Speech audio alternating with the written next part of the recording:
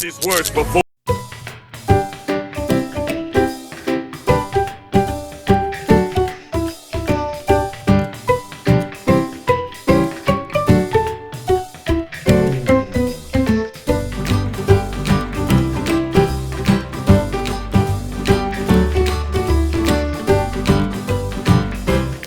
Open your project and load all your clips in the media pool, obviously. Then drag all your footage in and align everything how you want. Personally, just for the tutorial, I went through listening to the audio and marking these. You can either do this by pressing this button here or just pressing M. Once everything is lined up, open the clip where the edit starts in Fusion. You can open your clips in Fusion by right clicking and scrolling down to the Open Fusion button. This can get annoying, so remember you can always set a custom shortcut for it in settings. With your media input selected, press Shift and Space to bring up this menu and then just search for Transform, adding it to the node tree. After you've done this, you'll notice there's a bunch of options to the right side of your screen. These little diamond shapes are called keyframes, essentially saving the position, size, and etc. of the video. Using this knowledge, go to the very beginning of the clip and set a keyframe for your size to be 1.2. Make sure this little diamond is orange. Then, go to the end of the clip and set a keyframe for the size to be 1. Now, bring up the menu again and add another transform node. Set a keyframe at the start to be 1 and set a keyframe at the end to be 0.8. In order to fix this weird bit of nothingness going on, go down to where it says edges and change the option to mirror. Finally, make sure on both your nodes, in the settings menu, motion blur is enabled and set to 10. Now, you might notice we actually do have a transition, but it's not good. Like, at all. This is where the power of graphs come into play. Open the spline graph menu as seen here and enable the first transform node.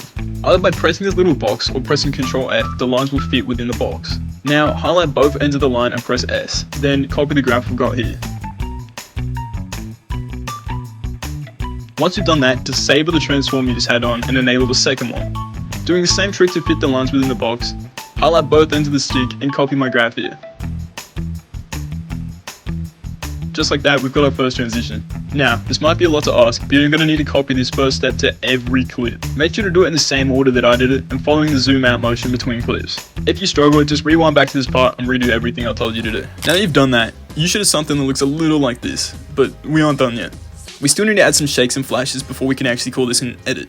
For the shakes, go to your toolbox, which can be found within effects, and search for an adjustment clip. Now, I won't go into too much detail, but the reason we're using an adjustment clip is so we can copy it easily throughout the video, saving us a bunch of time and effort. Drag our newfound adjustment clip over the first clip that we're using to make the edit, and make it a similar length to mine. It doesn't need to be perfect, but try not to make it too long or too short. Now go up to File. The first shake we're making is going to be used for a more impactful heavy beat. Pick whatever color you like and change the name to Long Shake. Open the adjustment clip in Fusion, doing what we did before.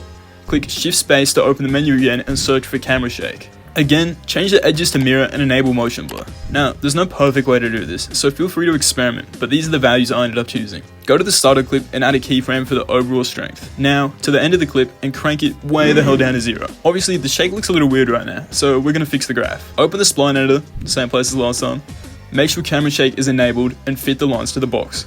Highlight both ends and copy my graph here. Now that we're done, go back to the edit page and find where the shake will go.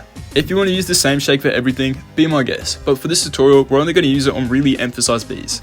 To duplicate the shake, either hold down Alt and drag the clip or simply just copy paste it. Go through your timeline and add the shakes where needed. Now to make the little shakes. Copy another one of the shakes that we just made and put it up on a new layer. Trim its length to be around half of what we just had. Name it short shake and just change the color. This is purely so you don't get confused. Now, once again, open this short shake in Fusion and copy the values here. Using the arrows to move between keyframes, remove all the other keyframes before. Now, go to the start of the clip and save a keyframe for the overall strength to be 1. Then, to the end of the clip and change the overall strength to be 0. Now, surprise surprise, open the spline graph because we gotta fix this. Make sure Camera Shake is selected and copy my graph here. It should look similar to the old shake we made. Now, go back to the edit page and anytime the clip changes that doesn't already have a shake on it, copy the short shake over it. You should have something that looks something like this. So far, so good. We've managed to get all our clips synced up with some music, managed to add transitions, and we got shakes. The final piece of the puzzle that's left is adding some flashes. Grab a new adjustment clip, putting it over all the layers we've already done. Change the color, and I like to call it flash. Open the clip in Fusion again, and add a brightness node, setting the value to max. Now add a background node. Connecting it should automatically add a merge node as well. Add an eclipse mask, which is just a little circle thing, and copy the same shape I've got going. Don't let the circle touch the edges. Add a transform node, set the edges to mirror, and then zoom out. This will give us a cool looking halftone effect. It doesn't need to be perfect, so mess around with the size, position, and angle until you got something you're happy with. Go back to the edit page and keyframe the opacity from 100 down to 0. Duplicate this flash across all the heavy beats. For this kind of flash, I wouldn't advise using it on every single beat because it just starts to get annoying. Once you finish that, duplicate a new layer, making it a little shorter than the previous one. Once again, open it in Fusion and delete the halftone part we just made. Go back to the edit page and keyframe the start and the ends of the clip from 100 to 0.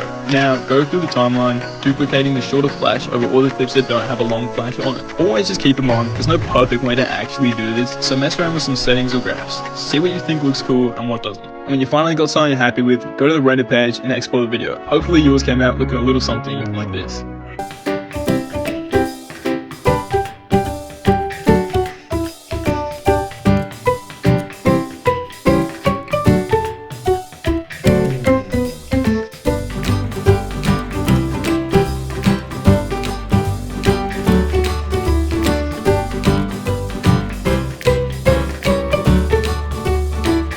Davinci a little bit better. Okay, bye.